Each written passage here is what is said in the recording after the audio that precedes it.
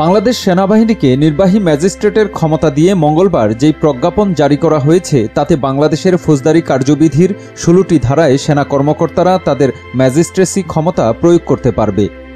প্রজ্ঞাপন অনুযায়ী ফৌজদারি কার্যবিধি ১৮৯৮ এর ৬৪, ৬৫, ৮৩, ৮৪, ৯৫ এর ২, ১০০, ১০৫, ১০৭, ১০৯, ১১০, ১২৬, ১২৭, ১২৮, ১৩০, ১৩৩ এবং ১৪২ ধারা অনুযায়ী সেনাবাহিনীকে এই ক্ষমতা দেয়া হয়েছে।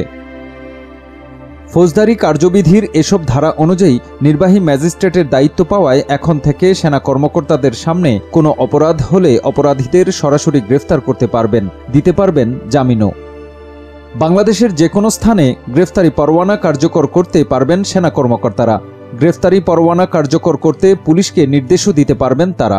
বেআইনিভাবে আটক ব্যক্তিকে উদ্ধারের জন্য তল্লাশি করতে পারবেন। কোটা সংস্কার আন্দোলন ঘিরে ২ মাস ধরে মাঠে থাকলেও এই প্রথম সেনাবাহিনীকে বিচারিক ক্ষমতা দিয়েছে অন্তর্বর্তীকালীন সরকার। এর ফলে নির্বাহী ম্যাজিস্ট্রেটের দায়িত্ব পাওয়া সেনা কর্মকর্তাদের উপস্থিতিতে কোনো অপরাধ সংঘটিত হলে তারা অপরাধীদের গ্রেফতার করতে বা গ্রেফতারের নির্দেশ দিতে পারবেন। এছাড়া সেনাবাহিনী কর্মকর্তারা আগামী ২ মাস ফৌজদারি অপরাধের বিভিন্ন ধারা অনুযায়ী অপরাধীদের বিরুদ্ধে ব্যবস্থা নিতে পারবেন। সাধারণত দেশে জরুরি অবস্থার পরিস্থিতি ছাড়া সেনাবাহিনীর হাতে এই ক্ষমতা দেওয়া হয় না।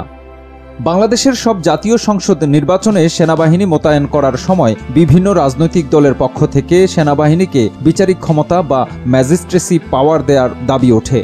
তবে নির্বাচনের মাঠে কখনো সেনাবাহিনীকে সেই ক্ষমতা দেয়া হয়নি।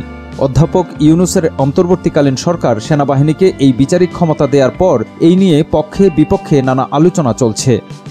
সাবেক সেনা কর্মকর্তা ও নিরাপত্তা বিশ্লেষকরা বলছেন, এই বিচারিক ক্ষমতা পাওয়ার পর এখন কোনো ধরনের ব্যবস্থা নিতে সেনাবাহিনীকে প্রশাসনের মাঠ পর্যায়ের কর্মকর্তাদের জন্য অপেক্ষা করতে হবে না। শেখ হাসিনা সরকারের পতনের পর নতুন সরকার গঠন হলেও মাঠ পর্যায়ে এখনও শৃঙ্খলা ফেরেনি। এই সংকট কাটাতে সেনাবাহিনীর হাতে বিচারিক ক্ষমতা থাকলে মাঠের পরিস্থিতি বদলাতে পারে।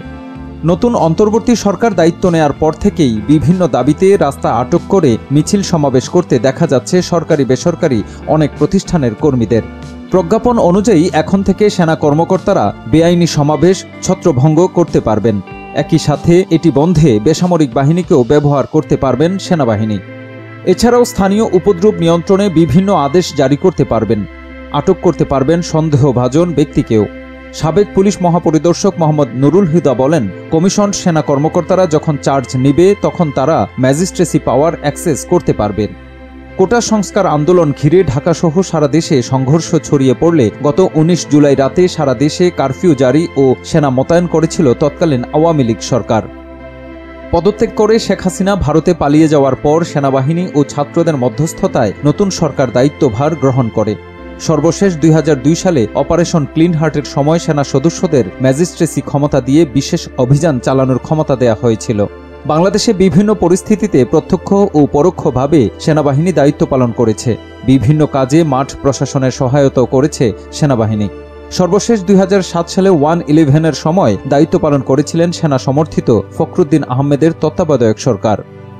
সেই সময় দেশে জরুরি অবস্থা জারি ছিল, ফলে আলাদা ঘোষণা দিয়ে সেনাবাহিনীকে ম্যাজিস্ট্রেসি ক্ষমতা দিতে হয়নি। তবে সেনা সদস্যরা আটক বা গ্রেফতার, অভিযান বা তল্লাশির মতো কাজগুলো করেছেন। বাংলাদেশের বেশিরভাগ জাতীয় নির্বাচনেই সেনাবাহিনী দায়িত্ব পালন করে মাঠ পর্যায়ে। দেশের বিভিন্ন রাজনৈতিক দল বিভিন্ন সময় নির্বাচনের দায়িত্ব পালনকালে সেনাবাহিনীকে বিচারিক ক্ষমতা দিতে ইসির কাছে দাবিও জানিয়েছেন। কিন্তু অতীতে কোনো নির্বাচন কমিশনই সেনাবাহিনীকে সেই ক্ষমতা দেয়নি।